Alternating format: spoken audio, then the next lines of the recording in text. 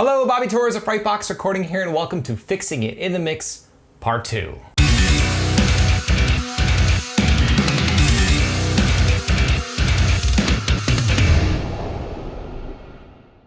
So this week in this 3-part video series, I've been diving back into some older mixes of mine that have some issues, and I'm sharing with you how I go about fixing these issues with the skills that I possess today. And today we'll be diving back into an old mix of mine from way back in 2011 that I still feel holds up still. I'm still pretty proud of the mix. I think it sounds decent.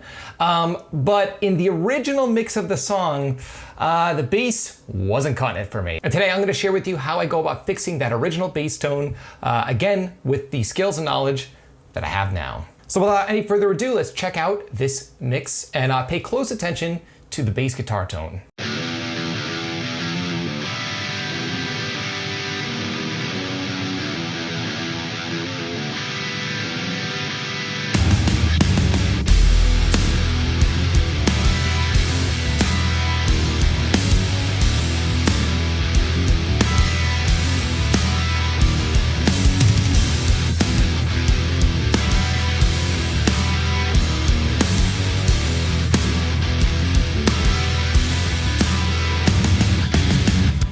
So this mix here is by a band called Hollywood Kills. Unfortunately, they're not around anymore, but I had a great time hanging out with these guys, tracking this album back in 2011. And again, I'm still pretty happy with this mix, but this is the original mix that I sent to the band. And listening back to it, again, the bass guitar, you could feel the bass if you're listening on a bigger system, but if you're listening on small speakers, I can't hear what the bass player's playing at all. All I hear are drums and guitars with some maybe rumbling happening in the background, which are just the notes that the bass guitar player is playing. Again, I can feel it, but I can't hear it. So the question is, how do we go about fixing this in the mix? Well, with that being said, let's dive in and listen to the actual bass guitar tone that I have right now in this mix in solo, and let's hear how it's sounding.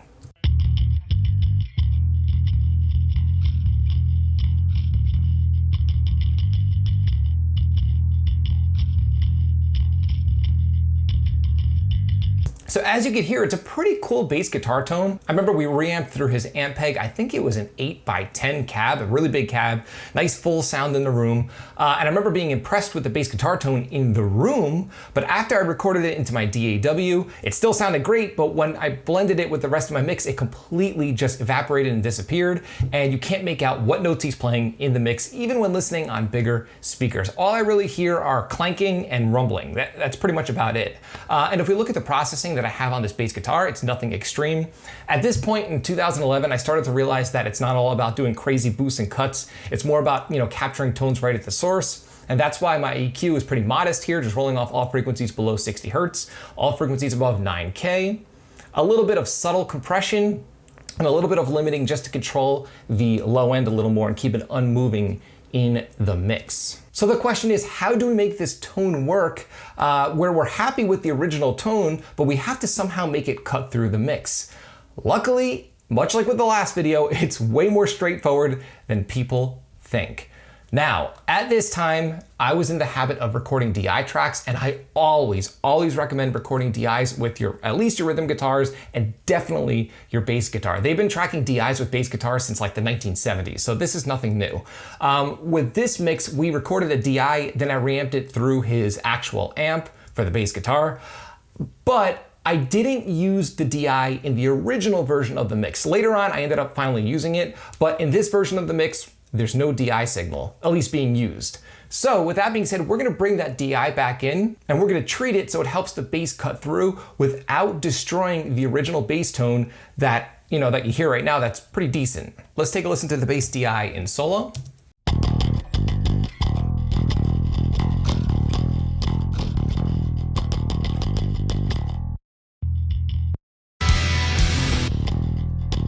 So as you can hear, that's just a bass plugged directly into a DI box, recorded straight into my DAW back then. So what I'm gonna do right now is I'm gonna take an amp sim. I'm just gonna take a stock amp sim within my DAW. I'm not gonna overthink this. And right here I have the Sans amp that's stock with Pro Tools. I'm actually looking to distort the bass guitar, but I don't want it to be obvious to the listener. I don't want the bass to sound distorted, but I want it to cut through the mix. And the way that we're gonna do that is by parallel processing the bass. Now, again, I don't want to touch the original bass tone because I like the way it sounds as it is. I just want to add to the original bass tone to help it cut through and make what we already have work. So let's listen to what this amp sim is doing to the bass DI as it stands right now.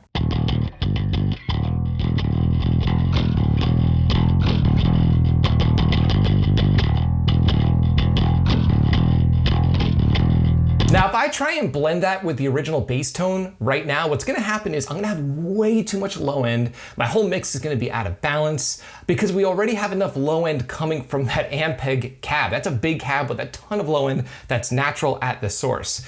So the next step here for me is to just get rid of all the crap that I don't want on this DI. And I'm just gonna remove all frequencies below, I don't know, 700 hertz-ish. And I don't want any top end because that original bass guitar tone has a nice bright clanky sound to it. I just want mid-range saturation with this DI track. So let's hear what this EQ is doing to this bass guitar.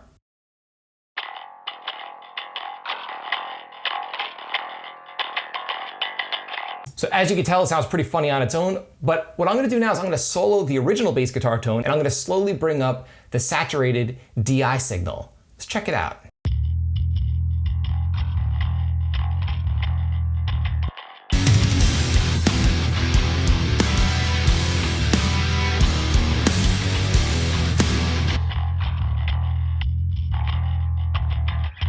So as you can hear, that definitely helps. The issue we're having now is that the saturation is just way too dynamic, and we have a nice solid low end coming from the original tone, but the saturation is just all over the place. So all I'm gonna do, I like to work efficiently, I'm just gonna copy the compressor over, and let's see if that compressor is kicking into enough gain reduction on this mid-range saturation track.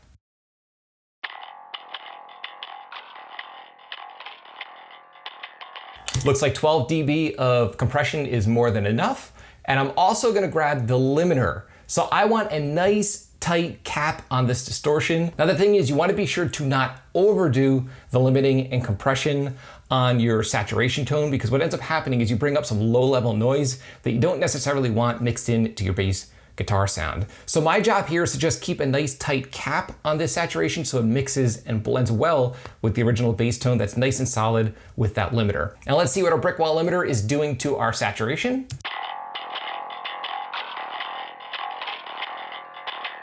So as you can see, it's only kicking into gain reduction on the peaks, which is exactly what I want. So what I'm gonna do now is I'm actually gonna solo that bass guitar tone, the original one, once more, and I'm gonna slowly bring up the saturation to where I feel like it's adding a nice grit to the bass guitar. And then I'm gonna see if the bass guitar is cutting through any better than it was in the original version of the mix. Let's check it out.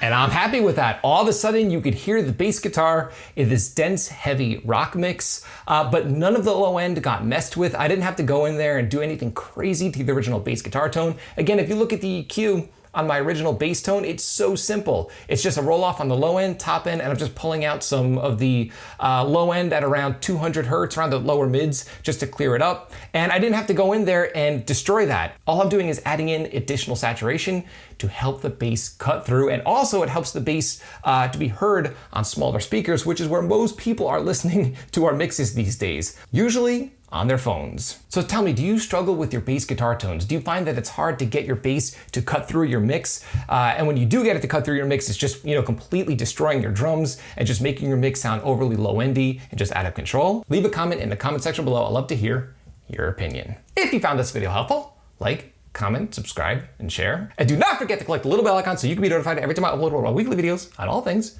metal and rock production. Now, if you're interested in improving the sound of your mixes, I have news for you.